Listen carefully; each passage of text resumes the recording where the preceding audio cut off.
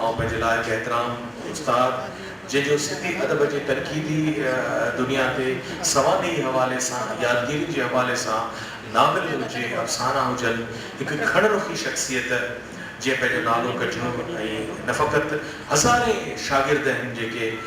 मूं समेत काज़ी ख़ादिम साहिब जे पेरनि जी ख़ाक बराबरि बना आहिनि ऐं निहायत एहतराम सां गुज़ारिश कंदुसि त पंहिंजे मसर ते अची ख़्याल जो इज़हार कनि डॉक्टर काज़ी ख़ादिम साहिब। साईं मुंहिंजा प्यारा भाउ हमीद साहब, सरफराज़ राजर साहब,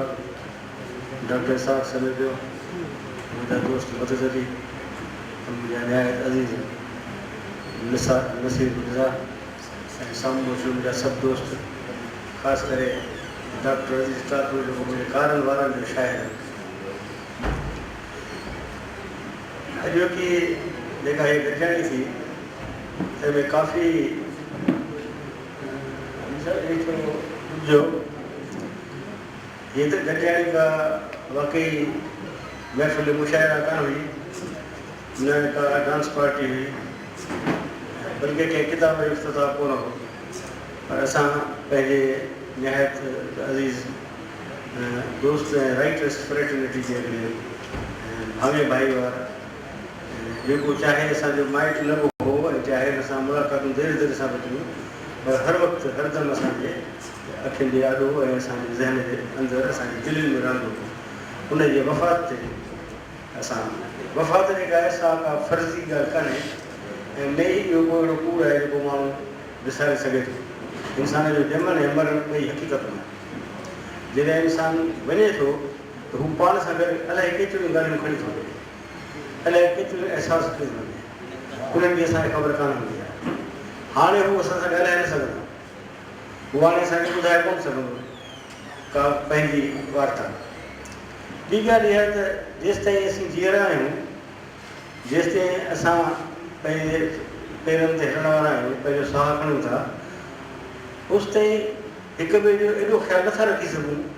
जेतिरो असां मरण खां पोइ पंहिंजो ख़्यालु रखंदा आहियूं। इहो मुमकिन ई न आहे त जीअरा हुजनि ऐं हिक ॿिए जो एतिरो एतिराम कनि, हिक ॿिए जो एतिरो ख़्यालु रखनि, हिक ॿिए जी एतिरी पुछा रखनि, इहो मुमकिन ई न आहे। इहा ॻाल्हि जेका हमेशह कंदा आहिनि त मरण खां पोइ साईं सभु को पुछे थो, थींदो ई आहे न। मरण अहिड़ो वाक़ियो आहे जंहिंखां पोइ सभु को पुछे थो। जीअण अहिड़ो वाक़ियो कोन्हे, जीअण माण्हू हुओ अहिड़ो वाक़ियो कोन्हे जंहिंजो सभु को पुछे।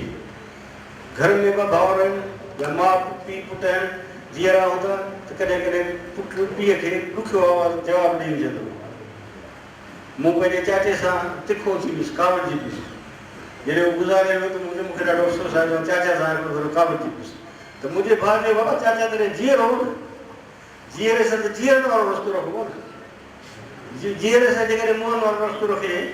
उथंदे जेको एतिराम कजे हुनजो, हिक ॿिए जो एतिराम कजे, ज़िंदगी जो जेको उसूल कोन्हे। जेके माण्हू अला जीअं हली वई इहे जेके सफ़र हुआ त अली बाबा असां सां गॾु हूंदो ऐं असां सां अली बाबा कॾहिं गॾु न हो। असां सां अली बाबा अॼु खां 2 हफ़्ता पहिरीं बि गॾु हो, जॾहिं मूंखे हिसाब समय अञा तव्हां सां अली बाबा जो न आहे अली बाबा गॾु। मूं हुनखे चयो मूंखे सम्झ में कोन पियो हिते लिखां छा, हुनजो सबबु आहे राइटिंग जेका आहे सा बि शो बिज़नेस में हूंदो आहे। आर्टिस्ट जॾहिं स्टेज तां लही वेंदो आहे ऐं घणो वक़्तु स्टेज खां परे रहंदो आहे त पोइ स्टेज बि हुनखे सुञाणण खां इनकार कंदी आहे। राइटर बि ईअं आहे, जेकॾहिं राइटर घणो वक़्तु पंहिंजी लिखण खां परे थो रहे त हाणे असांखे अली बाबा जूं उहे शयूं यादि आहिनि जेके हुन जी ज़ात सां वास्तो रखनि थियूं। हुन सां उहे कचहरियूं, हुन सां उहे गुफ़्तगू, हुन सां गॾु सफ़र कयल, हुन सां गॾु 1963 खां वठी अली बाबा सां गॾु असां ज़िंदगी गुज़ारी ऐं आख़िर तम ताईं माना उहो जेकॾहिं न आहे हाणे न आहे, पर असां सां उहो गॾु आहे। अली बाबा त चयो करीम फरीद मुंहिंजो दोस्त हो, हिननि जो जेको मामू हो छा हो साईं असांजो अब्दुल्ला दी बलोच, हू मुंहिंजे बाबा जो तमामु घाटो दोस्त हो, गॾु मुख़्तियार कारा, गॾु नौकरियूं कयूं, असांजो हुन मूंसां प्यारु कंदो ॾाढो। हुनजो जेको ॿियो भाणे जो हारून मुंहिंजो शागिर्द हो, मूं वटि पढ़ियो ऐं मुंहिंजी एतिरी इज़त कंदो हुओ ऐं मूंखे ॾाढो ॾुखियो लॻंदो हुओ हुनजी इज़त करणु, एतिरी इज़त मूंसां न करे, छो जो एतिरी इज़त कंदो जो मूंखे करे न चवंदो लिखी ॾियो ऐं लिखी ॾींदोसि। तूं चई छो कोन थो साईं तव्हां कीअं चवां, अड़े यार चओ त लिखा त कुझु पैसा न आहिनि, तूं थो चई त तूं चई कयो ईअं न कर। त हीउ जेको ज़िंदह माण्हू जो ऐं गुज़ारे वञण वारे माण्हू सां रवैयो हमेशह मुख़्तलिफ़ हूंदो आहे। इहो मुमकिन ई न आहे त जॾहिं माण्हू जीअरो हुजे त एतिरो हिक ॿिए जो एतिराम करे, हिक ॿिए जो एतिरो ख़्यालु करे। ऐं तंहिंखां पोइ अली बाबा को फ़क़ीर कोन हो, अली बाबा को पेनू कोन हो, अली बाबा रोलू कोन हो। हू त उहो भटकियल रूह हो जेको कंहिंसां ठहियो कोन थिए, जिन सां दोस्ती हुअसि तिन सां दोस्ती हुअसि, न हुअसि त न हुअसि। हुन असांजे ख़िलाफ़ु मुंहिंजे साम्हूं करे के ख़िलाफ़ु अखर कोन ॻाल्हायो। असीं राइटर्स पाण मिलंदा आहियूं त घरेलू माइन ऐं ज़रूरु गिला कंदा आहियूं हिक ॿिए जी, कंहिं न कंहिंजी गिला करे छॾींदा आहियूं। अली बाबा कॾहिं कंहिंजी गिला कान्हे, कॾहिं कंहिं राइटर कॾहिं कोन चईंदा आहियूं अमर जलील खां वॾो आहियां या हमीद खां नंढो आहियां या तोखां वॾो आहियां। ऑन द कॉन्ट्ररी पढ़ंदो हो असां त ॿुधाईंदो, वरी हुननि जूं ॻाल्हियूं कंदो, हुनजी हिक ॿिए जी तनक़ीद कबी, छेड़छाड़ कबी, ॻाल्हाइबो। त इहे सभु ॻाल्हियूं जेके आहिनि। ऐं हीअ कुर्सीअ ते जेको मथे वेहण ते असांजे दोस्त एतिराज़ु कयो, ॾाढो ग़लति एतिराज़ु हो। मूंखे अहिड़ी तकलीफ़ पहुती कि दिलि जी उथी भॼी वञा। छो जो हिकिड़ो माण्हू बीह साम्हूं असांखे चवे बाबा हीअ तव्हां तहज़ीब इजलास में आया आहियो, असीं हुनजा ज़ाती दोस्त आहियूं, असीं हिते हुनजा घर भाती आहियूं,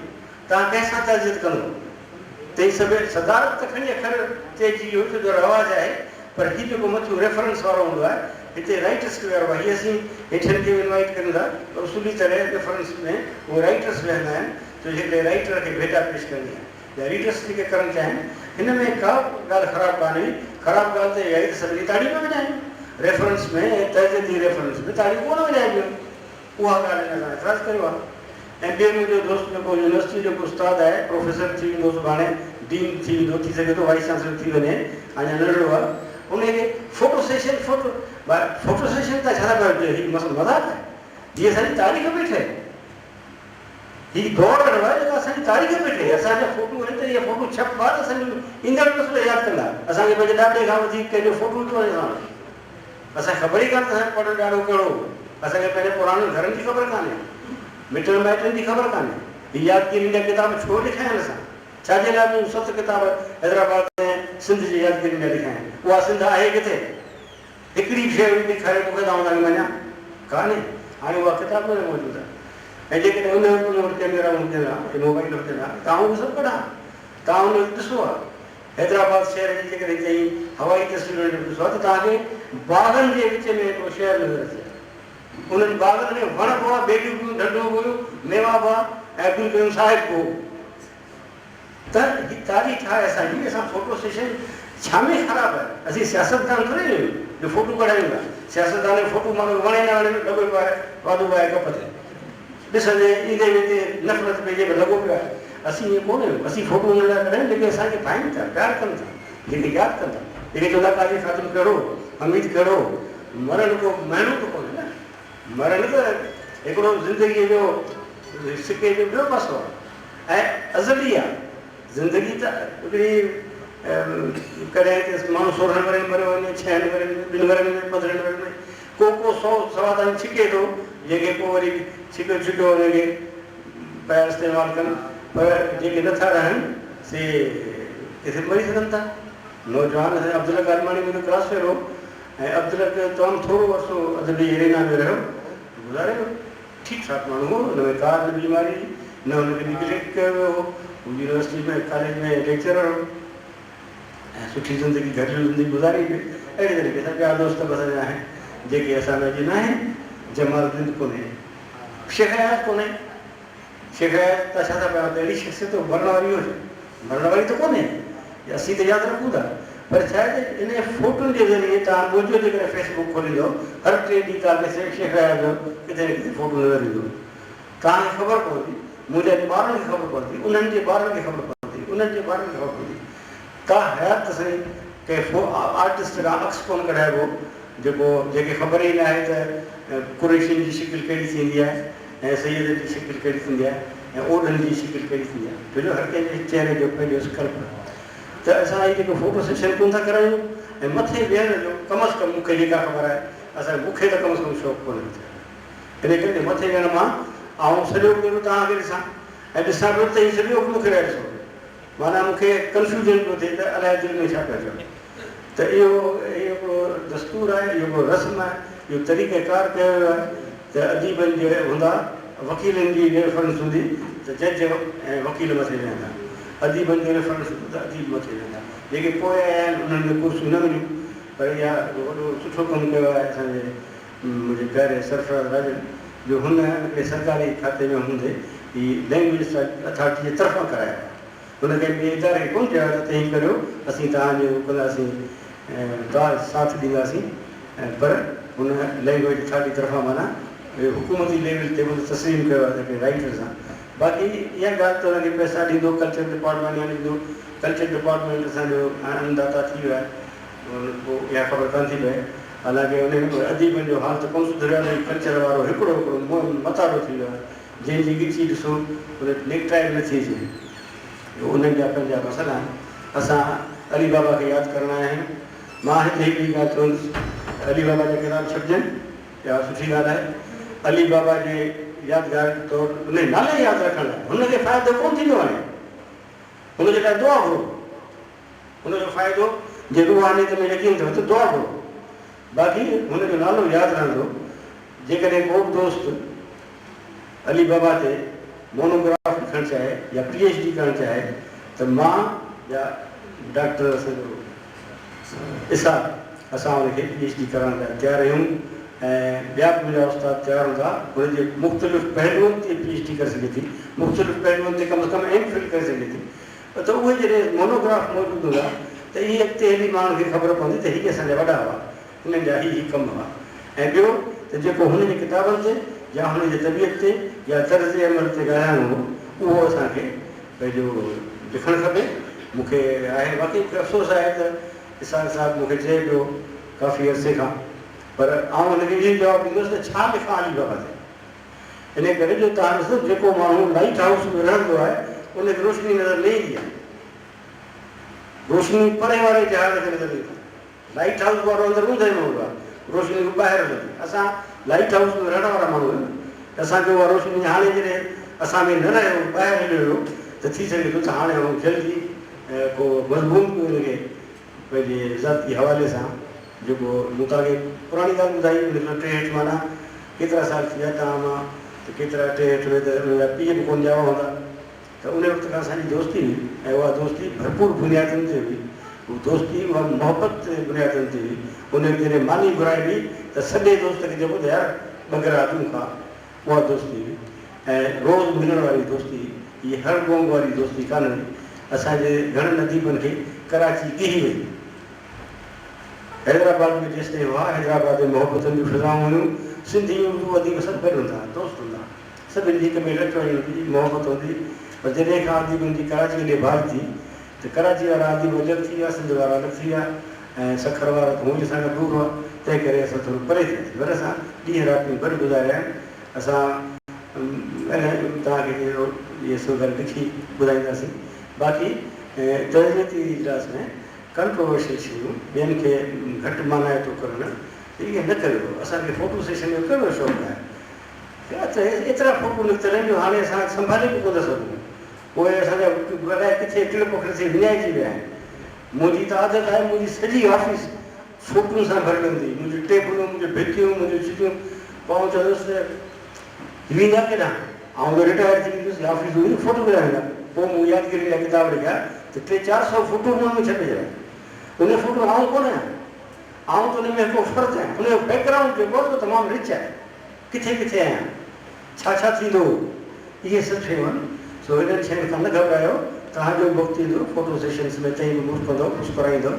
स्टेज ते वेहंदो, टाइम ईंदो। तंहिं करे इन्हनि शयुनि खां घबरायो। अॼु असीं हिकिड़े मोहबती दोस्त जे वफ़ात ते उनजे तर्बियती इजलास में आहियां, ऐं आउं बि ख़ुदा जे दर दुआ त उनजी भटकल रूह खे सुकून ॾे ऐं हू जन्नत में जाइ ॾेसि, ऐं हुनजे माइटनि खे ख़ासि करे हुनजे पुट खे शफ़ा ॾे। जे सच पुछो मौत खां प्यारी आहे। मुस्क़त नज़रात असांजे महफ़िल जो मोर मोहतरम साईं हमीद सिंधी साहब, जंहिंजे लाइ तव्हां ख़ुदि सरफराज़ राजड़ साहब जिन जी अनाउंसमेंट ॿुधी त इंशाअल्लाह पाण 12 अक्टूबर ते जश्न हमीद सिंधी साहब जे हवाले सां हिते गॾु थींदासीं। वरी कंहिं सुठे हंध ते बेहतर अंदाज़ में गॾु थींदासीं। हिकिड़ी ॻाल्हि जेका अॼु असां सभिनी जे नॉलेज में इज़ाफ़ो थियो आहे, मदद अली सिंधी ख़ुदि सरफराज़ नाज़िर साईं असांखे ॿुधायो त अली बाबा साहिब जो जेको नॉवल हुन किस्तवार लिखणु शुरू कयो, उनजी पहिरीं किस्त या पहिरियों किस्तूं हमीद सिंधी साहिब जो जेको रिसालो शायर शान सिंध में सिर्फ़ु असीं महिराण खां पोइ ॿ वॾा अज़ीम रिसाला ॾिसूं था जिन जो तारीख़ में उन ते मोनोग्राफ त छा उहे थिसिस लिखण जे क़ाबिल आहिनि। हिकिड़ो तारिक अशरफ साहिब जो सुहिणीअ जे सिंध जा धारा मोड़े छॾिया सिंध जे मज़ाक़ती अदब जा, ऐं ॿियो हिकिड़ो एॾो ई पावरफुल असांजो रिसालो जारी थियो सच जे ॾहाके में हमीद सिंधी साईं जिन ऐं टू जवानीअ में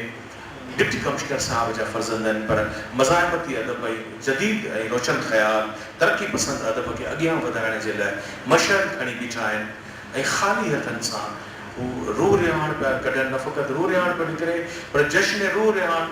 सुहिणीअ जे तारिक अशरफ कॾहिं बि को जश्न सुहिणी कोन करे सघियो, पर सिंध जी तारीख़ में निशान भर जेके तव्हां बिडाई जे मेलनि सां गॾोगॾु जेकॾहिं किन वॾियुनि तक़रीबात जो ज़िक्र ॿुधंदव तव्हांखे सिर्फ़ु ऐं सिर्फ़ु जश्न रूह रिहाण जा मिलंदा, जिन में हैदर बख्श जतोई साहिब शरीक पिया थियनि, शेख हयात सदारत पिया कनि, सिंध जो हर वॾो हसीन शाइर मोहम्मद खान मजीदी खां उस्ताद बुखारी पंहिंजा शेर पियो पढ़े, इनकलाबी शेर आहिनि जीअं सिंध जागे पई जहिड़ा शेर आहिनि पढ़नि पिया। त हुनजे पुठियां हिकिड़ो नौजवान ज़हन आहे जेको ऐं फू जवानीअ में इहो सभु कमु करे ॾेखारे पियो पंहिंजे दोस्तनि जे ताउन सां गॾु, पर पाण सरबराह थियो बीठो आहे हमीद सिंधी। असांजो कलम हिकु अलम आहे, असांखे कलम जो कसम आहे, असांजो कलम मोहतरम आहे। महफ़िल जो मोहर मोहतरम साईं हमीद सिंधी साहिब। सभिनी साथियुनि जो थोराइतो आहे मूंखे मान ॾेई हिन महफ़िल में सॾु ॾिनो वियो। मां थोराइतो आहियां जनाब सरफराज़ नाज़िर साहिब सां, जो हिन सां गॾु ॿिया जेके मथे दोस्त वेठल आहिनि, मदद सिंधी साहिब आहे, काजी खादिम साहिब आहे, समीर साहिब आहे, असांजो यार जेको काफ़ी अर्से खां असां खां ॻोल्हियो न पियो, अली बाबा खां ॻोल्हियो, अली बाबा वांगुरु न ॻोल्हियो पियो, मूंखां त न पियो लॻो, ॿ टे महीना थिया आहिनि असांजो नसीब साहिब। हेठि वेठल दोस्त केतिरा ई ख़राज अक़ीदत पेश करण लाइ दोस्त आया आहिनि, काफ़ी गुफ़्तगू थी आहे।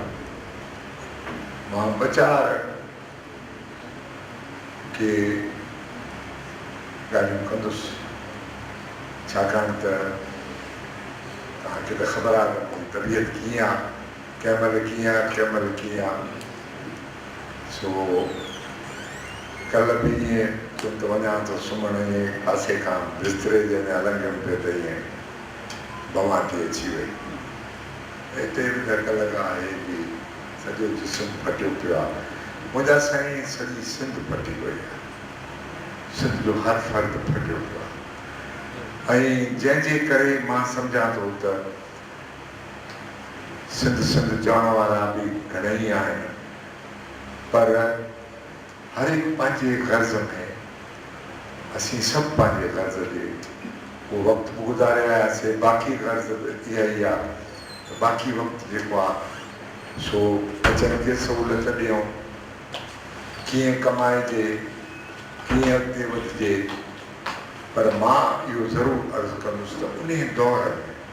में 1960 वारे दौर खां जॾहिं मां 58 में पहिरियों मुंहिंजो किताबु निकितो आहे, मुंहिंजी उमिरि जेका आहे 20 साल बि कान, त उन वक़्त खां वठी जुनून हो, ऐं पोइ रूह रिहाण, तंहिंखां पोइ ज़िंदगी पब्लिकेशन जंहिं जमाल अबड़े जो किताबु, ग़ुलाम रब्बानी जो किताबु, नासिर मोराईअ जा किताब, इहे जदीद अदब जा शाहकार किताब। गलू साहिबु वेठो आहे, गलू साहिबु हिकिड़ी कहाणी मुंहिंजी दरबार छपी, गलू साहिबु उन ते तबसरो कयो, जेतोणीकि उन में के ॻाल्हियूं उनखे न पिए वणियूं, उहे मूं वराए पंहिंजे किताब वीडियो में उहे ॾिनो, ऐं हर नेगेटिव या का बि इख़्तिलाफ़ी जेकॾहिं का ॻाल्हि हूंदी हुई तब असां रूह रिहाण में ॾींदासीं त हीअ ॻाल्हि तूं हीअं थो करे, तूं बाक़ाइदे के दोस्त लिखंदा हमन हमन तूं ग़लति थो करे, तूं बिजाई जे हथनि मां इहा रूह रिहाण बंदि छा छा सभु। पर यकीनन हिकिड़ी मूंखे रुॻी सिर्फ़ु ख़ुशी आहे त रूह रिहाण एतिरा त हिन मज़ामती अदब चओसि या एंटी वन यूनिट माण्हू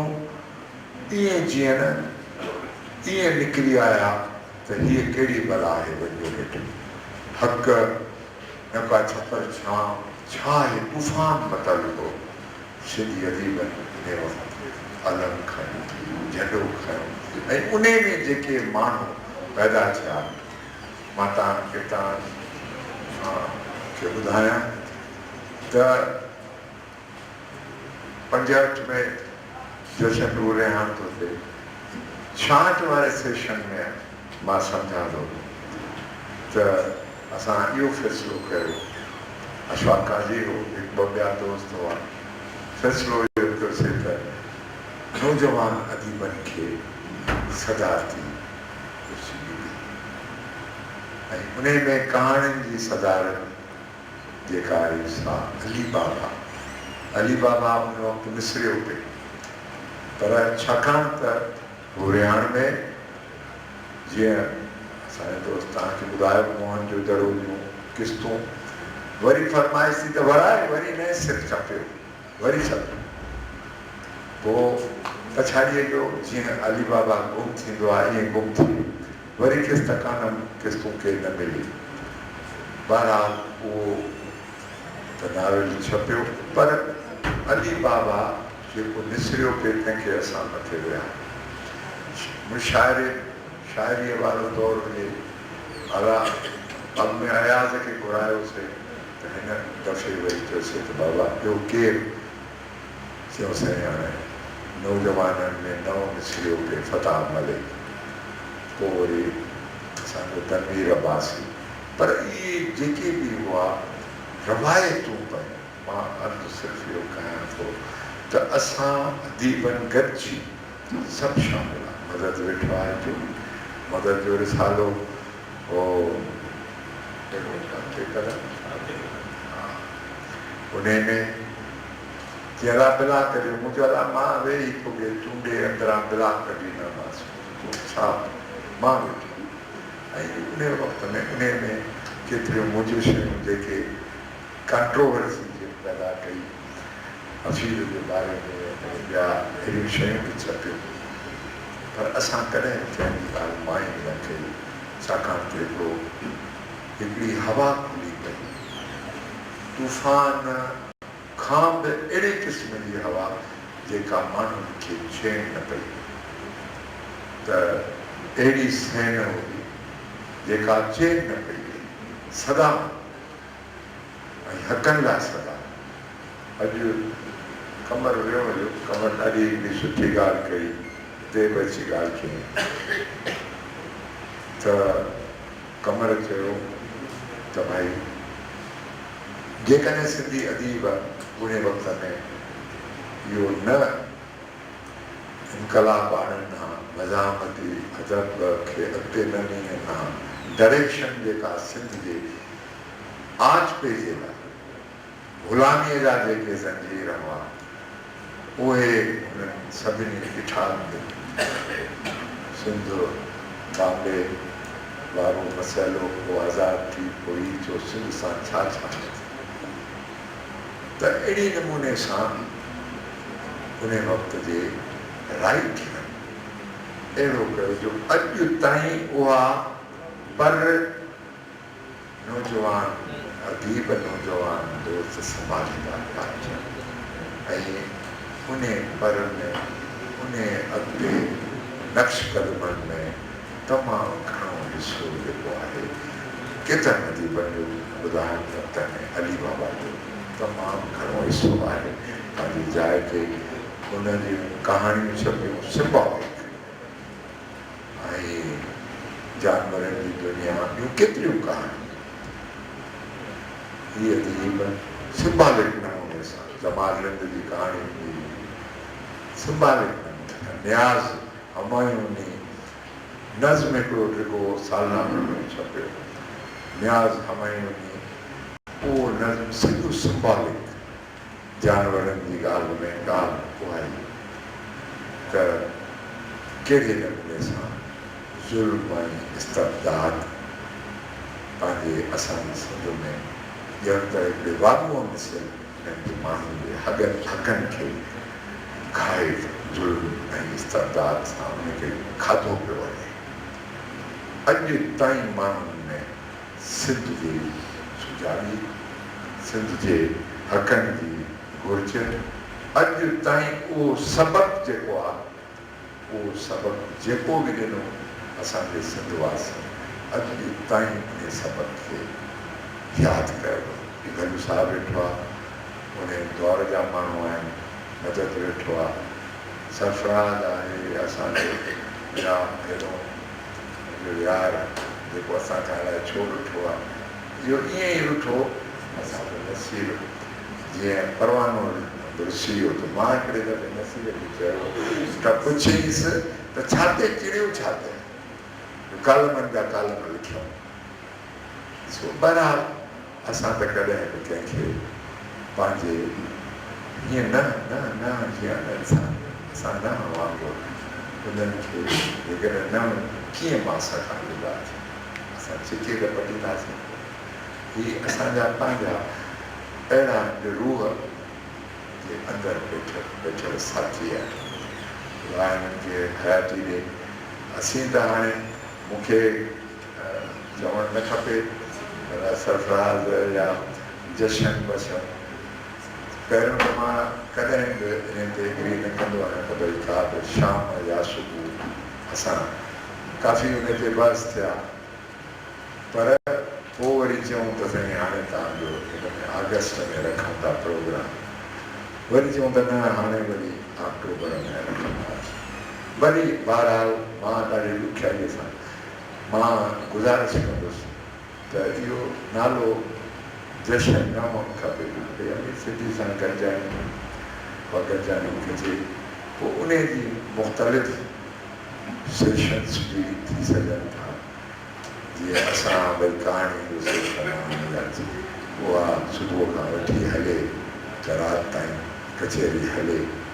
ऐं झूनड़ा जेके बि पुराणा आहिनि उहे अचनि उहे सभु जवान आहिनि सभिनी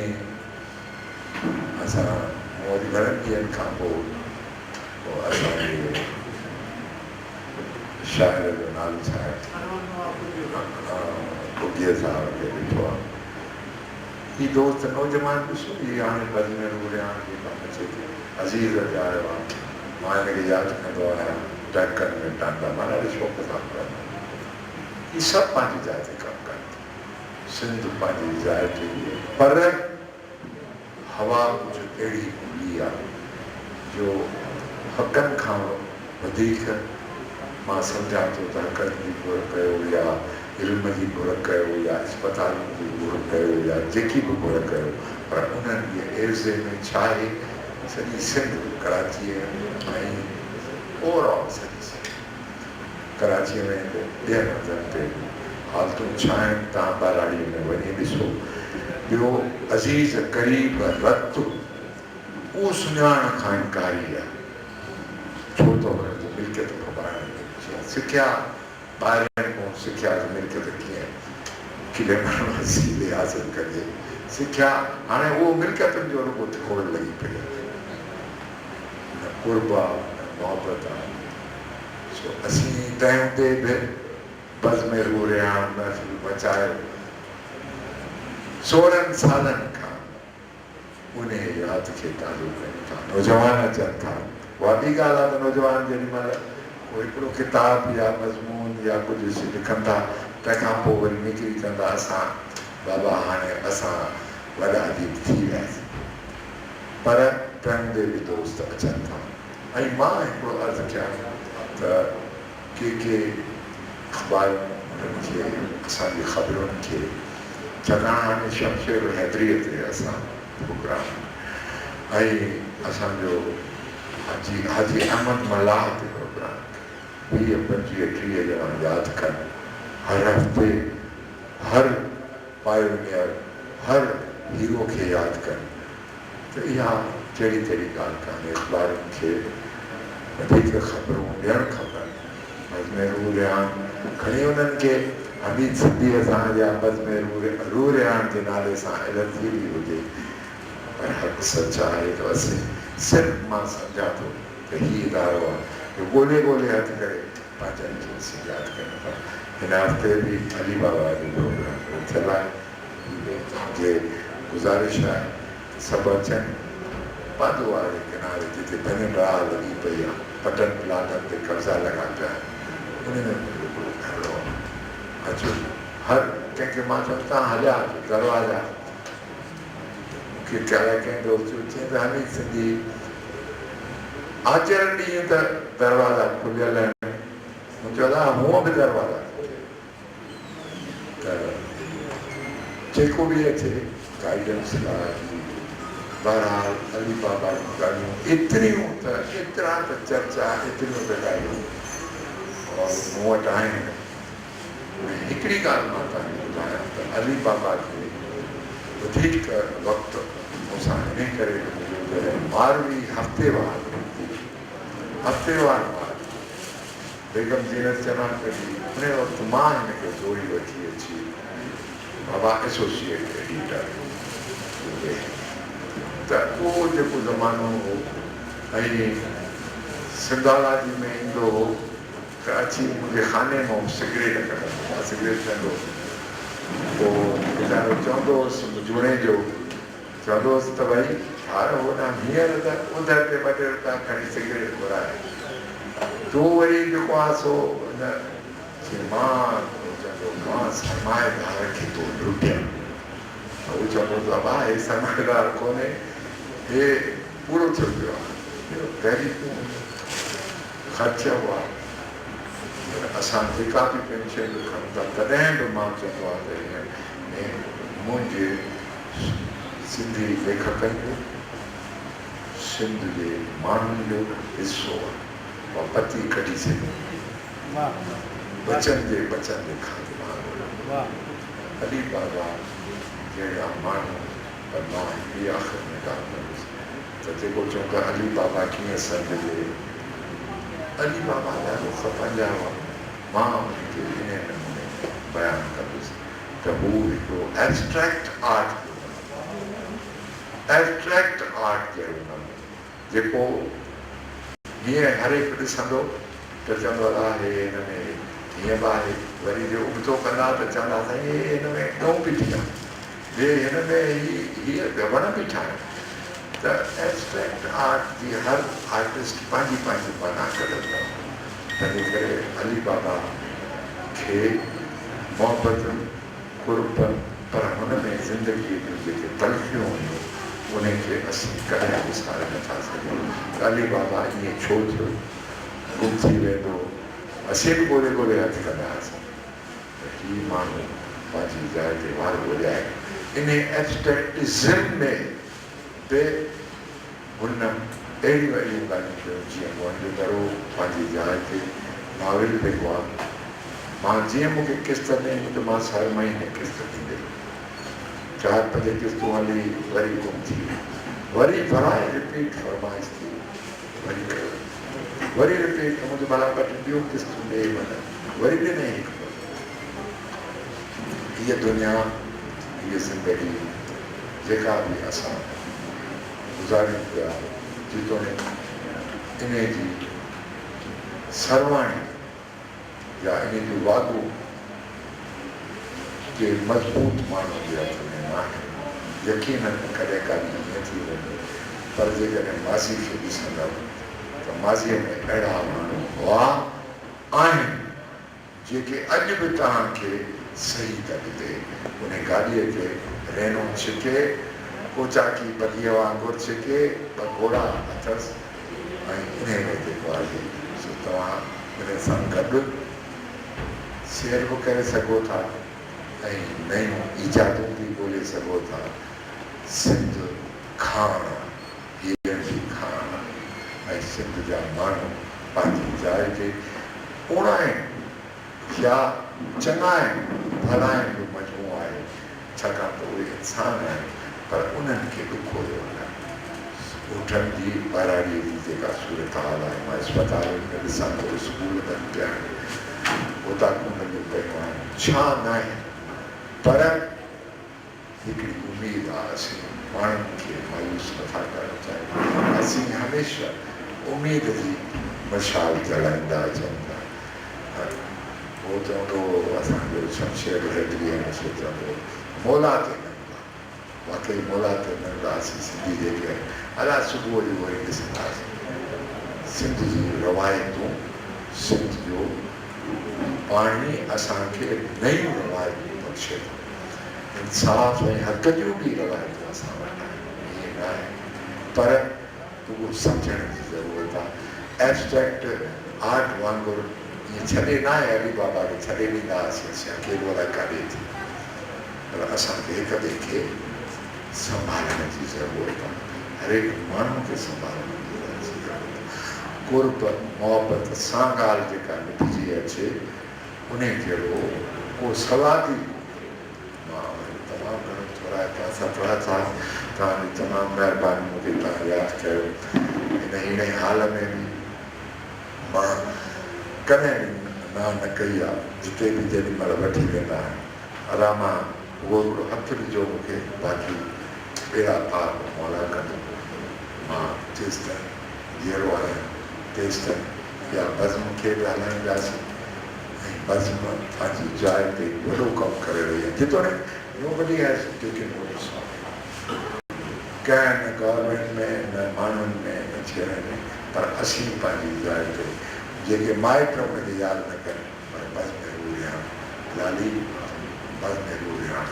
यादि कनि। सदर महफ़िल की हैसियत में हमें साईं जिन ज़बरदस्त ट्रिब्यूट ॾिनो त अली बाबा जी शख़्सियत हिकिड़े एब्स्ट्रैक्ट आर्ट वांगुरु हुई, जंहिंखे मुख़्तलिफ़ माण्हुनि मुख़्तलिफ़ नमूननि सां सम्झो, डिस्क्राइब कयो, बयानु कयो। ऐं सभु आयो ऐं अली बाबा जे हिकिड़े बहितरीनु नज़्म जेको हुन तर्जुमो कयो उहो मूंखे ॿुधाईंदुसि, महफ़िल खे ख़तमु कंदासीं।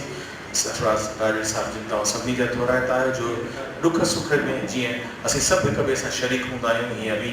अॼु सॾ ते गॾु थिया। ऐं अली खे जेको नज़्म वणंदो हो, जेको हिन किताब में बि धरतीअ ठिकाणा में मौजूदु आहे, ही नज़्म असल में रूसी नज़्म आहे, नेकोला वापिद सारोफ जो नज़्म आहे, जेको अली असांखे लिखायो, जेको असां किताब में शामिल कयो। हीअ किताब 1983 में शाया थियो, अली साहब लिखियो, उन ते महफ़िल खे पुॼायूं था। अली लिखियो त उन दुख जी पीड़ा जी क़ीमत नथा घुरूं, एवज़े में कंहिं हुजूरे शोहरत जी घुर्ज बि न आहे, नई कैलेंडर जी तस्वीर बणिजणो अथऊं, बसि जे असां खां पोइ अचनि खेनि एतिरो चइजो, हिकु ज़िंदगी हिकु कल्पना हिकु मूर्त घड़ींदा रहियासीं, रोशनीअ लाइ ऊंदाहीअ में विढ़ंदा रहियासीं।